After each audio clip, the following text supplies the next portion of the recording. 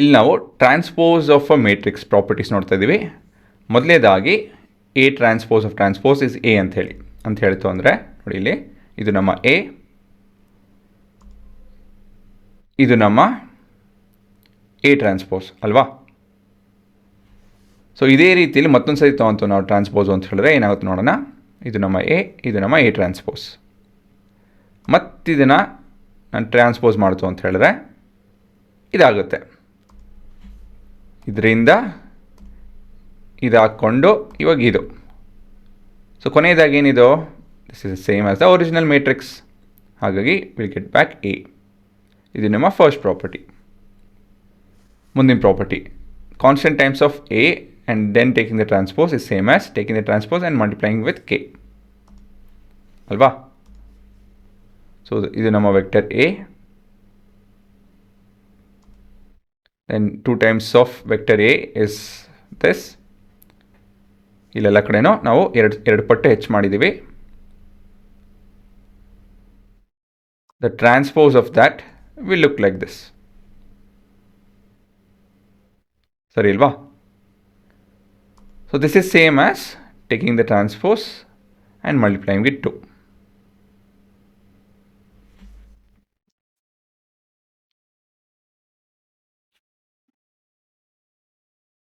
ಮುಂದಿಂದು a plus b transpose is same as a transpose plus b transpose.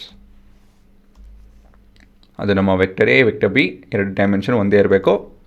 3/2 ಇದೆ ಎರಡರದ್ದು. Add ಮಾಡ್ತು ಅಂತ ಹೇಳಿದ್ರೆ ತಿರ್ಗಾ 3/2 ಬರುತ್ತೆ.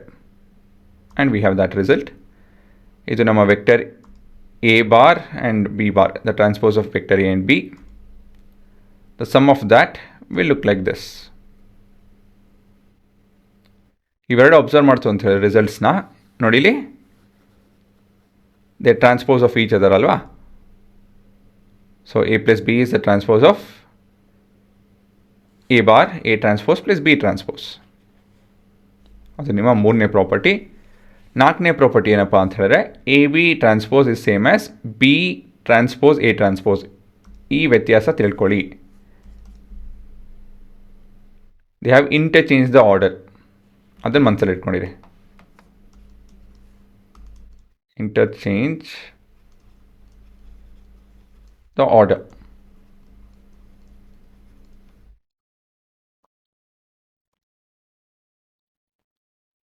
That's A, that's B, and the product of that is ಇದು ಸರಿನಾ.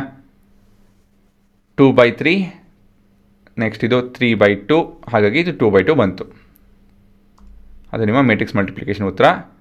ಇಲ್ಲಿ ನಾವು ನೋಡ್ಬೋದು ಆರ್ಡರ್ ಚೇಂಜ್ ಮಾಡಿದ್ದೀವಿ, ಮತ್ತು ನಮ್ಮ ಉತ್ತರ ನೋಡ್ಬೋದು ಅದೇ ಇದೆ,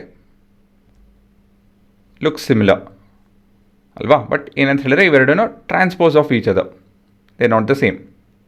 ಸರಿ ತಾನೆ, they are not the same ನೋಡ್ಬೋದು ನೀವು. So they transpose of each ಅದ. ಸೊ ನಾವು ಇದನ್ನು ಉಪಯೋಗಿಸ್ಕೊಂಡು ಈ ರಿಸಲ್ಟ್ ಉಪಯೋಗಿಸ್ಕೊಂಡು ಈ ಉತ್ತರ ಕಂಡುಹಿಡಿಬೋದು. ಸೊ 4 ಪ್ರಾಪರ್ಟಿ ಹಲವಾರು ಬಾರಿ ಉಪಯೋಗಿಸ್ತೀವಿ, ಹಾಗಾಗಿ ನೀವು ಇದು ಗೊತ್ತಿರಬೇಕು. ಸೊ ಎಲ್ಲನೂ ಎಕ್ಸಾಂಪಲ್ ಬೇಕು ಅಂತ ಹೇಳಿದ್ರೆ ನೀವೇ ಬರ್ಕೊಳ್ಳಿ ಒಂದು, ಇಲ್ಲ ಅಂತ ಹೇಳಿದ್ರೆ ಪ್ರಾಪರ್ಟೀಸ್ ಬರ್ಕೊಳ್ಳಿ.